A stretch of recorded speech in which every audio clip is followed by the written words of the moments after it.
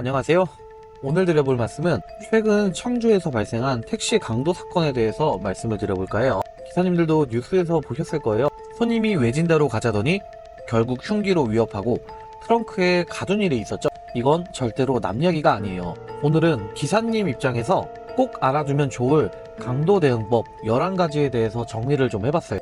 그럼 영상을 바로 시작해 보겠습니다. 첫 번째, 앱콜 위주로 운행하세요.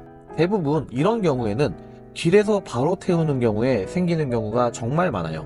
카카오나 우버 같은 앱콜은 손님 정보와 GPS가 다 남으니까 최소한의 안정장치는 보장되는 셈이에요. 무턱대고 아무나 태우는 시대는 이제 끝났어요. 두 번째로 강도는 이 세 가지가 중첩될 확률이 정말 높아요. 흔적을 안 남기려고 얼굴을 가리고 최대한 외진 곳으로 가자고 하고 탑승 위치는 대부분 운전석 뒤에 앉아요. 그 자리가 기사들한테는 제일 위험한 자리 사각지대거든요. 이 세 가지 조합이 나오면 무조건 경계를 하셔야 돼요. 세 번째, 외진대에서는 대기를 안 하시는 게 좋아요. 깜깜한 골목, 산 근처, 으슥한 공터에서 손님을 기다리는 건 위험할 수 있어요. 그리고 중간에 저기 골목에 잠깐 세워주세요 같은 말도 조심하셔야 돼요. 그 잠깐의 순간이 범인 입장에선 기회일 수도 있거든요. 가끔 엄청 외진 곳에서 화장실 가고 싶다고 세워달라고 하시는 분들도 어느 정도의 경계가 필요해요. 네 번째, 플랫폼이라고 꼭 안전한 것만은 아니에요. 어차피 범인들은 애초에 잡힐 걸 염두에 했으면 범행을 저지르지도 않았어요. 본인의 신원이 어느 정도 노출된다고 하더라도 범행을 저지를 수 있죠. 그래서 앱콜이라고 해도 무조건 마음을 놓으시면 안 돼요. 가장 중요한 건 기사의 직감 그리고 감각이 제일 중요해요. 다섯 번째, 112 자동신고 앱을 반드시 설치해두세요. 눌렀을 때 바로 녹음이 되면서 경찰서로 바로 전송되는 기능이 있거든요. 혹시 모를 상황에 대비해서 미리 설치해 두시는 게 좋아요. 그리고 일반적인 범인들은 지금 엄청나게 흥분하고 이성적으로 판단을 못하는 상황이기 때문에 기회가 나면 그런 앱을 활용할 수 있는 상황이 생길 수도 있으니까 이런 앱은 미리 깔아두시고 숙지해 두시는 게 좋아요. 여섯 번째, 차 안에는 현금을 웬만하면 보관하지 않는 게 좋아요. 어차피 요즘 대부분 카드나 앱 결제를 하니까 현금은 집에 두시던가 아니면 은행에 바로바로 입금해 주시는 습관이 필요합니다. 그리고 한 가지 팁을 드리자면 잔액이 적은 서브 계좌를 하나 만들어 두시는 것도 괜찮아요.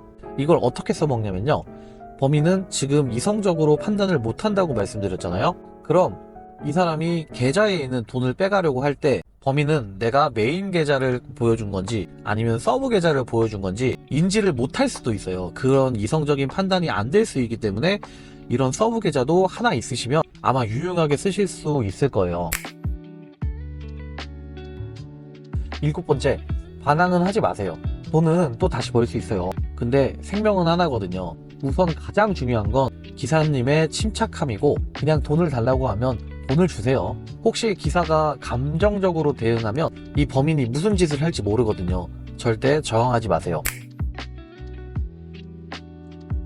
여덟 번째, 침착하게 행동하세요. 내 반응이 상대를 자극시킬 수도 있어요. 흥분해서 소리를 지르거나 싸우려고 들면 오히려 범인이 더 격해질 수 있어요. 택시에 강도짓을 하려고 타는 범인들은 대부분 흉기를 소지하고 있거든요.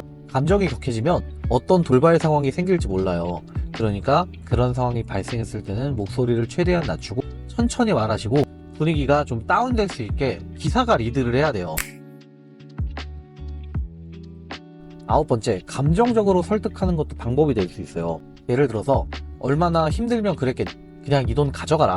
이런 식으로 기사가 감정을 건드리는 방법이 필요할 수도 있어요. 그럼 이 범인이 이성을 잃었다가도 순간 정신이 돌아올 수도 있거든요. 근데 이런 방법을 쓰실 땐 판단을 잘 하셔야 돼요. 저도 물론 실제 상황을 겪어본 건 아니지만 이런 방법도 유용할 거라고 생각하거든요.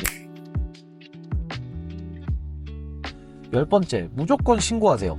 예전에 제가 뉴스 기사를 얼핏 본 기억이 나는데 이거에 대한 자료를 쓰려고 뉴스를 열심히 뒤져봤거든요. 근데 찾을 수가 없더라고요.